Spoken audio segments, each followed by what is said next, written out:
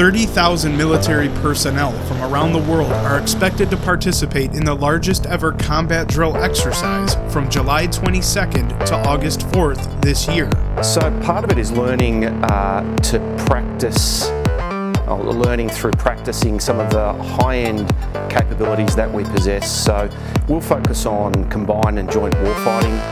That's the most complex activity we can ever undertake. The 2-week fun and games will be held in New South Wales, Queensland, and Western Australia, with Japan, the UK, Germany, France, Indonesia, Fiji, Tonga, South Korea, and a host of others all joining. I think it would be an obvious exercise for some other partners around the world to want to observe. But don't worry, even though the Chinese government has taken notice of these drills in the past. Well, it's always nice to be wanted, and if that means we're being wanted and observed to see how we exercise as a multilateral force, then absolutely. They'll be using dummy ammunition and won't be detonating bombs underwater this time. Instead, the drills will be taking place in more concentrated, non-combat areas. That got me to thinking about all the other veterans that are here downtown and on the east side that are homeless. I mean, it's bad enough they're on the street, but then they got to wake up in the middle of the night to gunfire and possible small explosion. Back in February, the James Anthony report told you of the 4-star general in the Air Mobility Command telling his troops to get their lives in order for a war with China by 2025. The link to that report titled Spy Balloon Big Tech is in the description. If you're enjoying these videos, be sure to take a moment to like and share it with everyone you know. Subscribe to the James Anthony Report today. It's free and only takes a second. Now back to the report. Come on, man. We also told you about the NASA war documents that lay out the planned destruction of the US published more than 20 years ago. A link to that video is also in the description.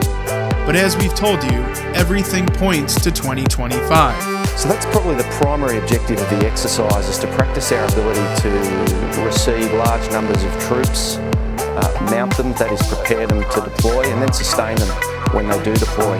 While this report still maintains that the US population is too apathetic and the US government too compromised by the Chinese Communist Party to willingly engage in a kinetic war, a ridiculous chest puffing by conducting the largest amphibious landing by forces since World War II, we better damn well wake up. So why does this need to keep getting bigger and bigger, and why do you have to get more and more players involved? Is it because you can learn to work better with like-minded nations? Some wars are good, and even moral.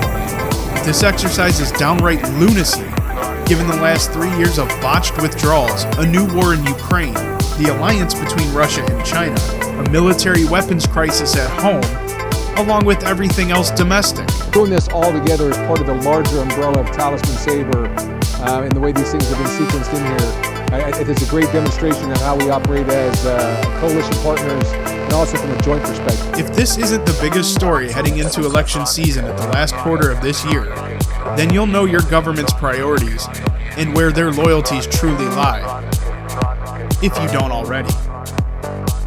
This is James Anthony reporting.